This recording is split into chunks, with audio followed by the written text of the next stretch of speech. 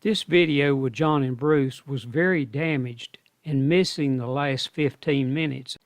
Plus, it was way out of sync, the video and audio. But I've improved it somewhat, so here it is. Welcome to Caldwell County Today.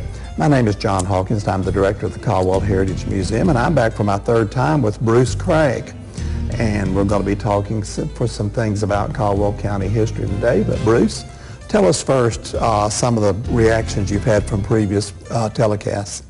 Well, this last one was real interesting. I got a tremendous amount of phone calls from people that they liked what we were doing. They had some corrections for me, and and I don't mind those corrections. It's just something that it helps us to really make things more truer as to what they should be. One thing that we showed in our last program was a picture, and this was of a gentleman in the WJRI radio station that was up over the First Union National Bank. Now, I've got two names, and I'll let people pick as to which they think it is.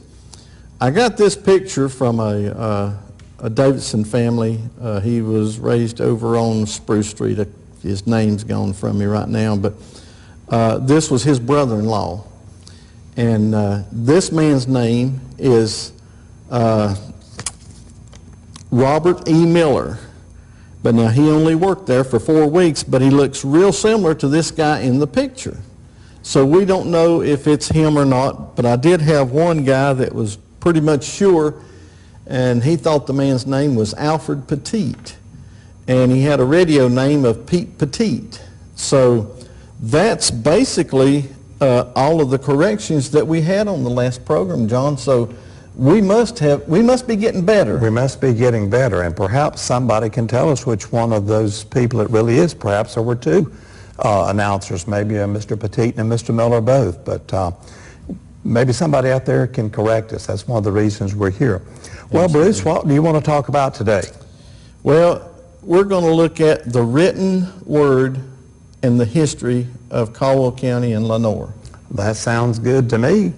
You know, in the very early days, Bruce, particularly when W.W. Scott was editor of the newspaper, he collected a lot of local history information that he published as newspaper articles, and even after his tenure as editor was over, some of the later editors did the same thing too. So the newspaper has been a good source of local history through the years. A man named Nelson Powell wrote a lot of articles for the paper. But since we've mentioned Mr. Scott, the first published book that I know anything about that compiled any of Caldwell County history is Mr. Scott's Annals of Caldwell County. This book was published in about 1930. Was originally published, and it has been reprinted in the last few years by the Caldwell County Genealogical Society, so it is back in print. We do have copies of it for sale at the Heritage Museum. When was that book first published, John? About 1930, I think, is when it was first published. It does not have a copyright date in it, so we're not exactly sure. But it was a compilation of newspaper articles that Mr. Scott had used through the years, and it's been a source of information for those of us who've tried to write some local history in later years.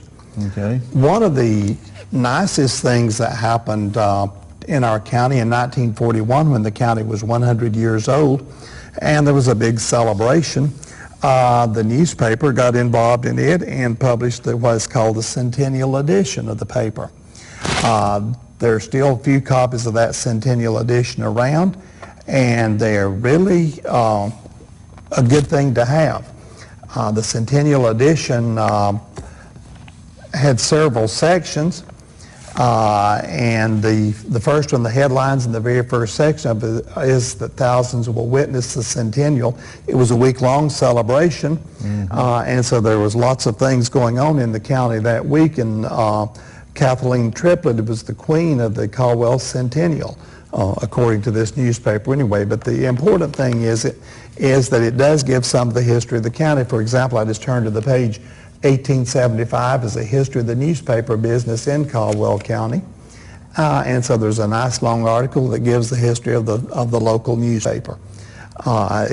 This paper is just really full of good historical information. If you have, there are lots of these papers stuck back in people's attics and people's basements, and so people who have them occasionally will bring one to light. But Linda Staley a few years ago took the materials out of this paper and printed it, the articles in a booklet called Caldwell County Families Volume 1, I believe is the title of it. It's also one that we have for sale here at the museum, but it does give a lot of the information that's in the 1941 edition of the newspaper. Now, they made two different copies of this, or different versions.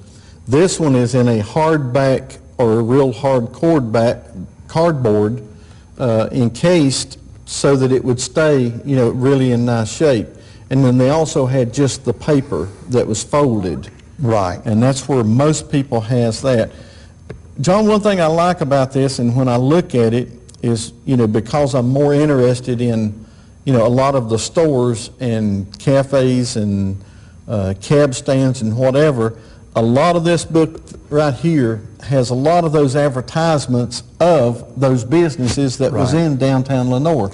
It lists all the mayors that was up to that time right there. So this thing is a world of information, and so... right, in more ways than one, right? More ways than one. I think we ought to give a plug to the library here too, Bruce. They do have it on microfilm. So if you don't have a copy of it that you can read in the flesh, so to speak, then you can go to the library and read it on the microfilm. And it is, of course, very good. Of course, that book and W.W. Scott's book was the source book that Nancy Alexander, who I guess will always be considered the Caldwell County historian, used. She used it for Here Will I Dwell, which is her history of Caldwell County that was published in 1955. This book, too, is back in print now. When Ms. Alexander died about 1990, she left her papers to the Caldwell County Historical Society, and they have had this book reprinted, and so we do have copies of it for sale here at the museum. And it still sells well, believe it or not, even though it's 45, 48 years old now. There's still people who want copies of Here Will I Dwell. What does this book sell for, John? This book sells for $20, I believe, if I remember correctly. So it's still a bargain. It's not a bad price at all. Another book that kind of covers the general history of Caldwell County is The Heritage of Caldwell County.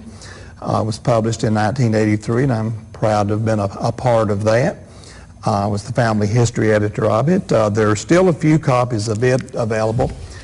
This book was actually published by a committee of private individuals, and then after a few years, the committee assigned the copyright to the Caldwell County Historical Society, and they're the ones who control the actual selling of the book. Now, there are a few copies left, so if you're interested in a copy of that, you need to contact the Caldwell County Genealogical Society. Now, they also have that book. Now, if I'm not mistaken, they have several copies of that in the antique store over there on West Avenue. I'm not sure the Antique Mall is selling them right now or not. They have been a selling point at some time or another, but check around. You can find, there are still a few copies available if you really want one. And then the last one that kind of covers a general history of Caldwell County is a book called Reflections. The newspaper did this a few years ago, and it's primarily photographs of scenes of Lenoir, and that's the strong point of this book, is that it has preserved a lot of the photographs that might have been lost. There's some that are pictures of individuals and families, and then there are pictures of landscapes, home places, that type thing. So, and it does cover the entire field of Caldwell County. So there are pictures from all over the county in it.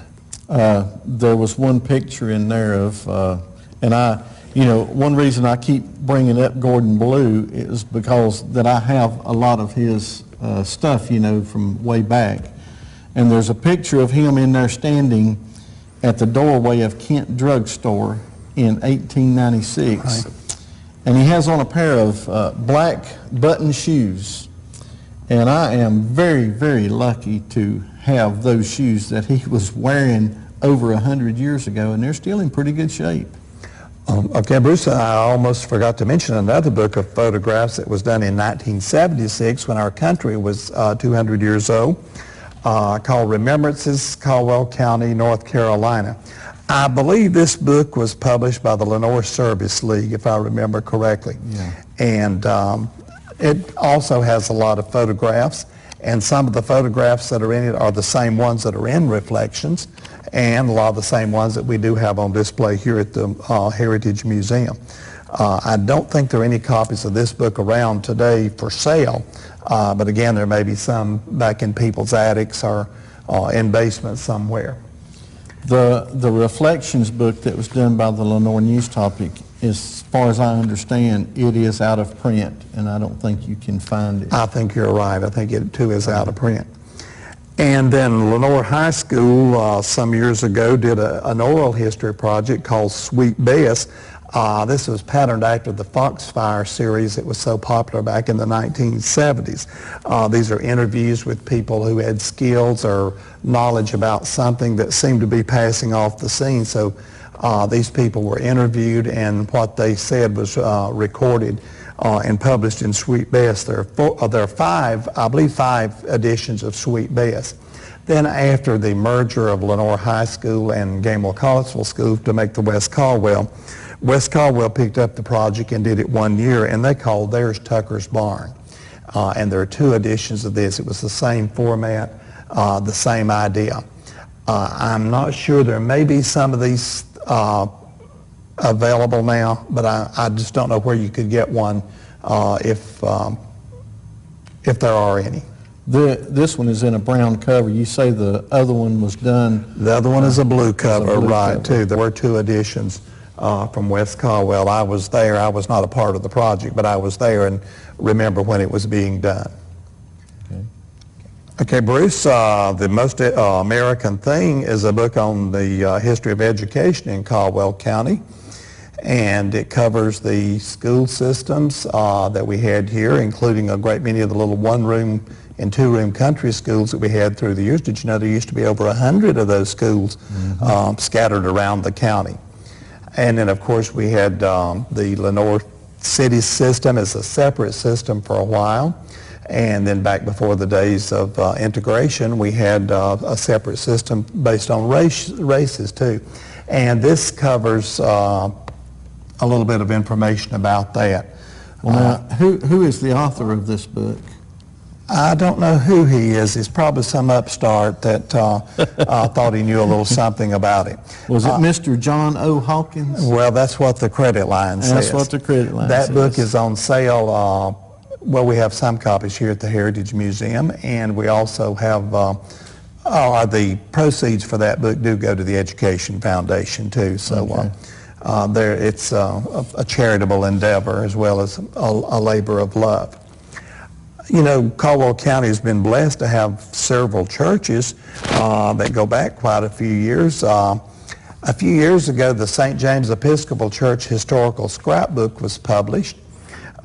Lib Jarrett, who was a teacher at Lenoir High School for many years, put this together, and it has a great deal of information, not only about St. James Church, but about different things in town. In fact, I drew very heavily on this for some of the private schools that are covered in the Most American Thing, because a lot of the private schools around town were connected with the Episcopal Church in some way or another. I don't think this book is in print anymore. It was put out in 1979. 1979, right. So it was a history of 1849 through 1979. Yes. Well, Ms. Jarrett says it's not a history. She says it's a scrapbook because it's not really a narrative type history, but the information is there. And it's as much a history as a lot of things that we have. And then 150 Years of Methodism on Church Street in the town of Lenoir is by Genoese Davidson. This book was published a few years ago by the Methodist Church, and then the Genealogical Society has had it reprinted. It also gives a great deal of history of the town of Lenoir. The founders of the town of Lenoir were Methodists for the most part.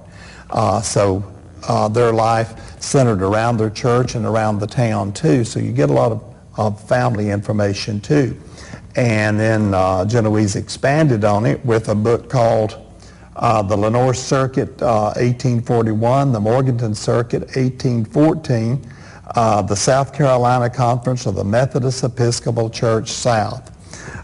This is the minute book of the conference. And I'm not sure whether it's available or not, but it gives a lot of information, a lot of historical information, particularly about Methodists. Was this book the 150 years on the Methodism? Right. Is it still available? It is still available. We have it here at the Heritage Museum. Okay. And I think the Genealogical Society has copies of it too. Citadel of Faith is the history of First Baptist Church. You can even see a picture of the steeple of First Baptist Church on it. It was published for their 100th anniversary in 1989, I believe. And I've forgotten who, I think a committee compiled it, and I've forgotten who the person is who is responsible for it. This was done by a committee. It was done by a committee. Yeah. 100 years of, the first 100 years of First Baptist Church of Lenoir. It was 1989. 1989. And in the newest church history, at least the newest one to my knowledge, is You Shall Be My People by Lucy McCarl, which is a history of First Presbyterian Church. First Presbyterian was 100 years old in 2002. Mm-hmm. And Lucy's family has been a part of that church, I guess, from almost the beginning, if not the very beginning. And Lucy is a very good writer and very knowledgeable about her subject. And You Shall Be My People is a most interesting book, and it reads very, very well. And most of these books have the interesting pictures of the early churches and maybe where they were to start with, and some of the early members sometimes, some of the pastors. Yes, a lot of picture information in some of these books too. The First Baptist Church started out on Harper Avenue? On Harper Avenue, right. And so... It moved to the present location, I believe, about in 1925. Yeah. Took the place of the old... Lenoir Graded School, Lenoir Graded School, yeah. And a little bit of additional information, when First Baptist moved out of that building, the church that's now the Zion United Church of Christ moved in. It was the Evangelical and Reformed Church in that day. And when they moved into that building, the church that's now College Avenue moved into their former building. So there's been a lot of fruit basket turnover among those churches, it seems. The Lenoir Fire Department also celebrated an anniversary just recently in 2002. And as a part of their celebration, they published their scrapbooks. Someone had the foresight to keep scrapbooks through the years of these things that the fire department had done. So a lot of the information that's in the scrapbooks is there. And again, a lot of pictures, a lot of really great pictures that are part of Caldwell County history here in the Lenoir Fire Department scrapbook. We also have this book for sale here at the Heritage Museum.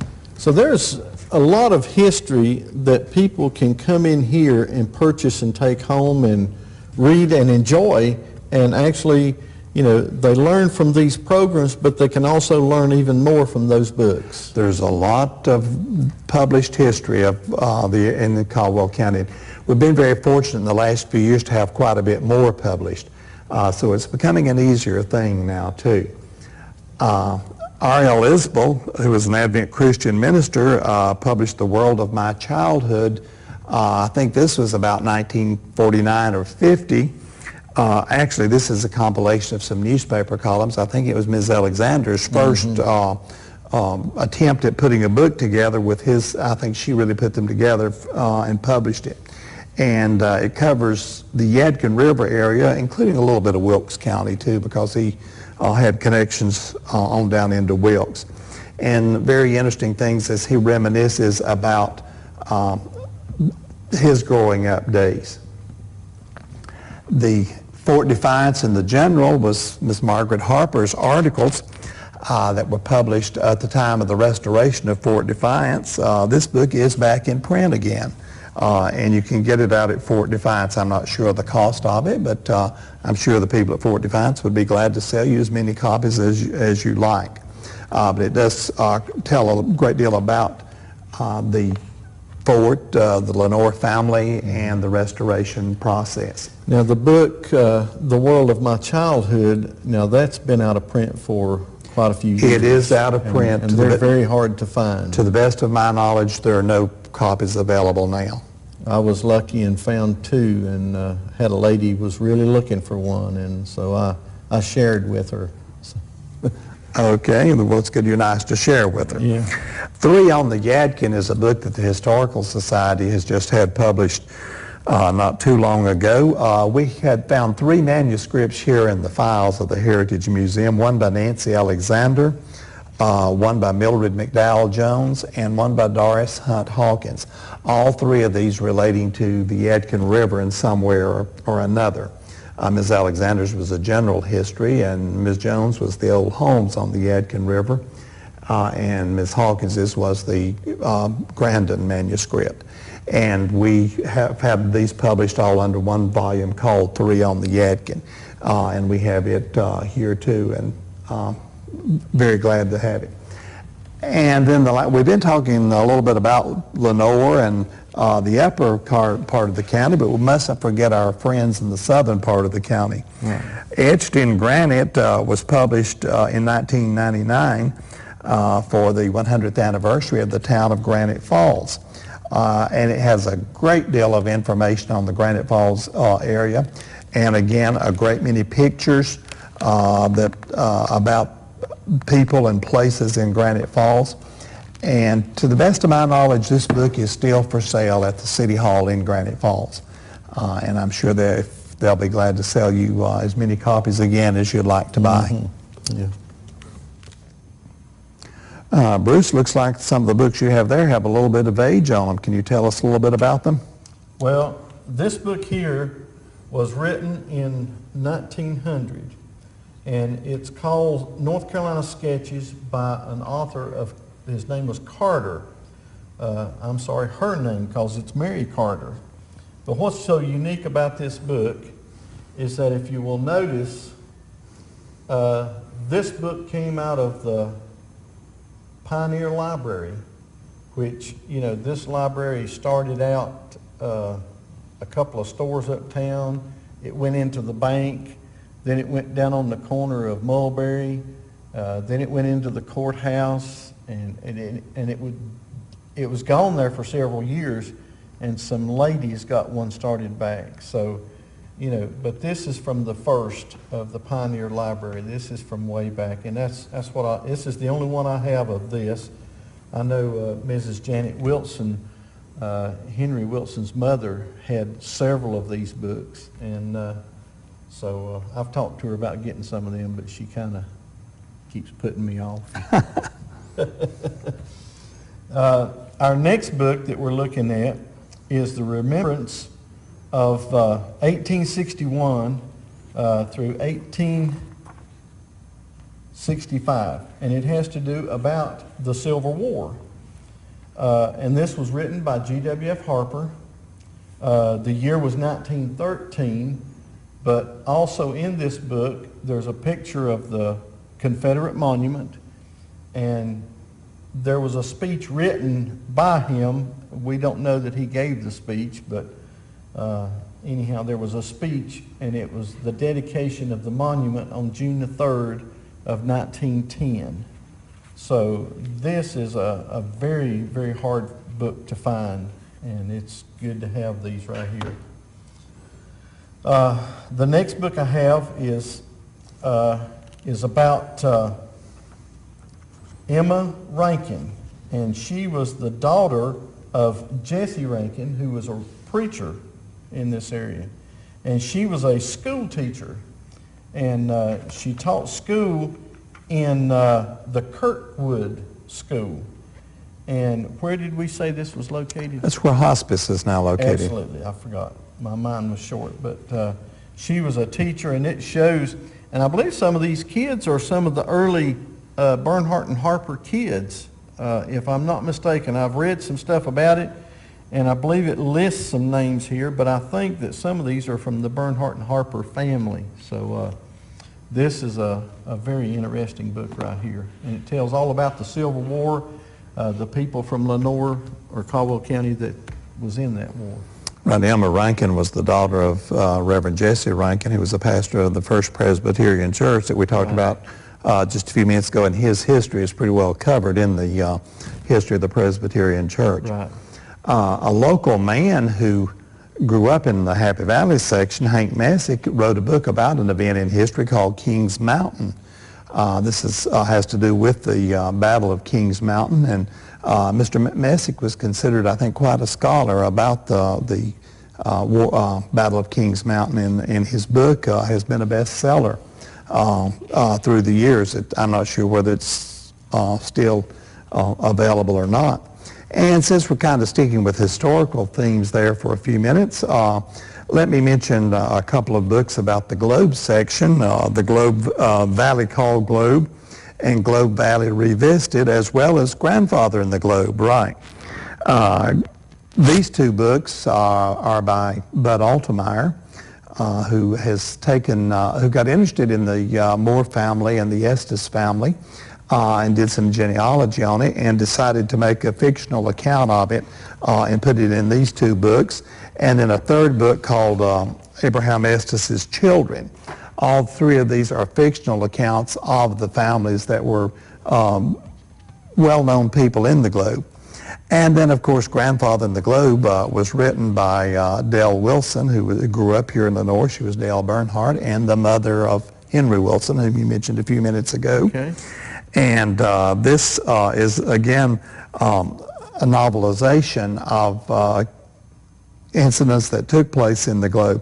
Now, Mrs. Wilson does not use names. She uses fictional names for her characters. Mr. Altemeyer does use the actual names. But this is, Grandfather in the Globe is a most interesting book, too, very interesting reading. It was published, I believe, in 1969. Well, you know, John, if I was writing a book, that would be real good for me to use fictional names, because I have a hard time with names anyway. All right, then we have some people in Caldwell County who have written books of special interest. Luther Robinson, who was a school principal here for a number of years, wrote a book called We Made Peace with Polio in, I believe it was I'm not sure the year, maybe 1952 polio epidemic, that his two daughters were struck with polio, Alta and Anita. And one of the girls died very shortly, and the other one lived in an iron lung for a number of years. And this book, it tells about how the family had to learn to cope with the fact that their daughter was an invalid. She was struck down really in the prime of her life. They are the family for whom the Alta Anita Camp up in the Mulberry section is named. Mm-hmm. And that book was published by the Broadman Press, which is a Baptist press, some years ago, and it was in the Broadman catalogs for a number of years. And it was written in 1960. 1960, okay. I'm not sure when it was written, but at least it was autographed there in 1960, wasn't it? Yeah. Well, it says right. Oh, copyrighted in 1960 also? Right here. All right. Okay. It seems funny that it's copyrighted in 1960, but then it's signed and autographed of January the 6th. So it must have been awful close, you know. Might have been, okay. Anvil of Adversity was written by Bill Stevens, who was a son-in-law of Mr. J.E. Broyhill, and this is the story of the beginnings of the Broyhill furniture industry and Mr. J.E.'s struggle to get an education and to get his business started too, and how he and his brother, Mr. Tom Broyhill, became involved in the furniture business through the years. And the book you're looking at there, Carolina Marine, Judd Spanghauer was a young man who grew up here in Lenoir and went into the Army in the mid-1960s, I guess, and was killed, I believe, in Vietnam. Judd was approximately my age. In fact, I think we were just a few weeks difference in our age. I knew him slightly. I certainly was not a close friend to him, but I knew him to speak to him. A very nice young man. And this is a collection of his letters that he had written back home to his parents, who had them published under the title Carolina Marine. Very interesting insight into someone who would go into military. Miss Folger Townsend came to Lenoir, I think she's not a native of Lenoir, but she lived here a number of years and has written a novel called In the Nantahala. And there are still a few copies of this available. I thoroughly recommend this to people who like the romantic novels that are so popular. This is just another one of those, but it does, I'm sure, somewhat autobiographical because it tells of a young girl's struggle to get an education and to get ahead in life. We mentioned First Baptist Church's history a few minutes ago, and Oscar Mangum was the pastor there back in the early 40s, and we have a book called The Lord's Prayer that is by him. Apparently, he did a series of messages or a series of devotions on the Lord's Prayer, and must have been popular enough that he wanted to publish it. He had demands to have it published, perhaps. And it's a book that, a religious book by a minister who was here in Caldwell County. An educator who wrote a book, Henry Latham, wrote some poetry, and his is Henry and Pa Bill Just Talking. Mr. Latham was the principal, I believe, of Hudson High School for a long time. It was connected with a lot of the schools in Caldwell County. Very nice man, and has a good gift for writing as well. Is this book still available in print? I'm not sure whether it is or not. You'll just have to check with Mr. Latham and see. I'm sure he'd be glad to sell you copies of it if it is for sale. Well, it was copyrighted in 94 and second printing came out in 95. So, okay. We do not know who Mrs. Ella Z. Harris is, but she wrote a book called Carolina Carols, which is also a collection of poetry. And the very first one is entitled Blowing Rock. And she starts with the glory that is grandeur walks on your purple hills. The beauty that is splendor lies in your foaming rills. Your lofty mountains call aloud to souls that toil and plod. Bow down your hearts in reverence. We speak to you of God. Okay, there's not a date in the book. It was printed in Plains, Kansas, though. But we understand that Mrs. Harris is a Lenoir person. In fact, under her name it says Lenoir, North Carolina. So perhaps that's one of those things that someone who's watching can tell us who Mrs. Harris is, and did she ever write anything else besides that book? Well, this book was given to Florence Ballou, who was Gordon Ballou's wife. Came from out of Boone. I mentioned Lucy McCarl earlier. Lucy is a collection of poems called Everything is Season, and those of us who know Lucy can see her in most of these poems. They're poems about history, they're poems about her religious ideas, they're poems about music. Lucy's a good musician, and her some of these I think are also autobiographical too, because there was one of the poems about a visitor, someone who came to her house to visit, that was kind of one of those strange aunts that we all have, and I've forgotten which poem it was, but she tells about the aunt coming to visit in the poem. And Wilmoth Jenkins, who is still very active around, and for whom we have to give credit for saving this building for the Historical Society so that we now have a museum, published a book called Have You Heard It This Way? This is a collection of sayings that Wilmoth remembers having heard people say, and that she has used herself, and that many of us have used. the unique ways of saying things. For example, take time to see and smell the roses is not bad advice at any time. A stitch in time saves 9 is borrowed from Benjamin Franklin, but it's still a good saying. Idle hands are the devil's workshop. Mend your fences before they fall down. Don't drive your ducks to the wrong pond. That's a good one too. We better be careful about that. And who among us who's lived in Caldwell County does not remember Dr. Caroline McNary, and who doesn't have his own favorite Dr. Caroline story? I'm sure that we could do a whole program on just stories about Dr. Caroline. Absolutely. But she certainly was a dedicated doctor, probably delivered more babies of her generation than we can even imagine. But the book was published in 1980, and it's just called Dr. Margaret Caroline McNary, Her Dreams Came True. And it tells again too about her struggle to become a doctor at a time when women did not go into the medical field. Right. Do we know anything about this author? Frank Boston, yes. But it won't come to me what I do know. He lives in Landis, North Carolina. I believe he may be one of the Bostons. No, I better not say. I'm afraid to go out on a limb here and say who he is. But it would be nice to know who he is, see if I'm right in my hunch. But I'll not say to confuse things. Okay.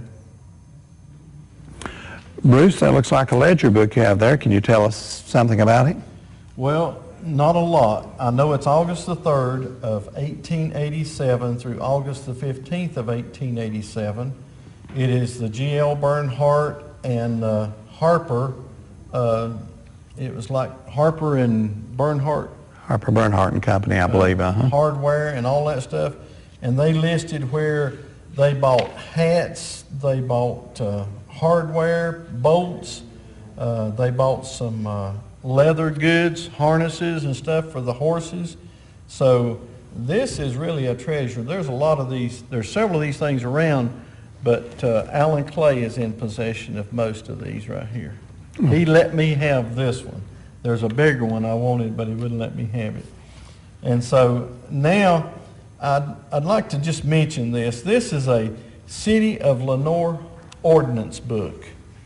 It's 1938 through 1939, and it is Lenoir, North Carolina. And it just gives all kinds of, what you can do and what you can't do about your health, sanitation, good order, and what you have to do as a citizen of, and it has traffic regulations as to, it says that parking on the east side of North Main Street from Dr. Wilson's northwest corner to Scroggs Avenue is prohibited at all hours. And that is, I think that's because of the loading and unloading of passengers at the Carlime Hotel. Okay. So you see, they were looking out for the business. In other words, you could not park there because of that. This little book right here, I've had a lot of people ask me about Earl Hardy. Now, he was an early photographer. I understand that he came from Germany. And this little book right here is it's a souvenir, views of the beautiful Blowing Rock region. And most of these pictures in here are of postcards, and I have a lot of these postcards in my possession, and they actually say produced by Earl Hardy of Lenoir, North Carolina. So he did live in Lenoir, and I've had a lot of questions, but I really don't know a lot about the man. I found this book, and I have no idea where I got it, but it's Caldwell County, North Carolina, Geographic Supplement. And it's printed by the University of North Carolina, and it was printed in 1927 and 28. Now, one thing I liked about this book is, it's just a world of history. It talks about illiteracy, of how many people in Lenoir and Caldwell County that are illiterate. And, in 1920, the total population, 10 years of age and older, were 14,053. and the number of illiterate was 1,950 out of that. And then they go on to mention the way that, which in this day and time you can't do, but still it's written in here as part of the history, is they give the illiteracy of the whites in male and female, and in the Negro of male and female. And they actually list the livestock of horses, and there was 1,157 head, total value of $84,041. What I liked was, and I wondered how they counted these things, chickens. They had a total of 73,339, worth $63,000. Now, that's less than $1 a piece. So it'd be hard to buy a chicken today for $1. So the total counting of evaluation of their crops and their stock was $480,706. So we had this is really an interesting. Yeah, I wonder how they did count those chickens, Bruce. Did they go around to everybody's farm and count? Well, if them chickens got to running around, how'd they keep counting the same one? Right. So, there was a lot there. This next book right here, which a lot of people have seen this book or they know about this book, this is Caldwell County Homecoming Celebration of the Return of the Soldiers from World War II. And it was in 1946, and it was September the 22nd through the 28th. This book actually cost 50 cents, and it lists all of the people from Lenoir and Caldwell County that went to war. It lists the ones that perished and those that came back that were wounded. It does have a lot of good information about some of the advertisements, which here you're looking at Lenoir Mills, and it says in Flanders Field. Yeah, very famous war poem. Right. They had Mayflower plain, they had OK plain flour, all types of feed. They had cornmeal, high patent self-rising flour, and the Perfection self-rising flour. That was what they manufactured at Lenoir Mills Flour. This next book that I have here, this is on loan to me. The lady that runs the Lenoir Bible bookstore over there. Earlene? Earlene. Mm-hmm. Her name left me for a second, but I've been trying to get this book from her for about 3 years, and it hasn't worked yet. But this is the High Brighton Cookbook. Now, this book right here has got a lot of recipes in it. It was by the Ladies of the Reformed Church in Lenoir, North Carolina, tested recipes, and it was printed in 1911. And they have such things as chili sauce, dressing for lettuce, or they have creamed onions and creamed potatoes and stuffed tomatoes. So there's a lot of good oyster soup with milk. So a lot of different recipes with oysters, and corned beef, pressed duck, baked hash. So. And Bruce, we're taping this just before dinner, and you would have to mention all this food. Okay, we'll go from food and we'll start mentioning about songs. A lot of people, really don't realize how many songs have been published by local people. And this one right here, it's called The Golden Chords. This was printed by the Teachers Music Publishing Company. And at this time, the only thing we can figure out, it must have been in Lenoir at this time. Now, this book was printed in 1912. And some of about half of this book is by local people who wrote songs and put in here. Some of the names, they might know them, was Alfred Helton. And there's one place in here, it says that they're from either Happy Valley or Hudson or Whitnall or Valmead or Lenoir. So all of these people were from around here. There was a James McGee, Isaac Green, Z.T. Green, Reverend N.W. Cook, Reverend I.W. Thomas, Henry Quillen, and Lysius Morris, and Menace Hayes. C.A. Brock, J.L. Hodge, just to mention a few, and a George W. Bacon. He had an interesting name, didn't he? Right. All right. Then we have another one which is printed by, and some of the same authors in that one are in this one also. Now this one is 192 pages. It's called The Living Words, and it was printed in 1925, but it was printed by the Teachers Music Publishing Company, but now it's in Hudson, North Carolina. So a lot of the same guys were in that one, because you have Reverend W.N. Cook,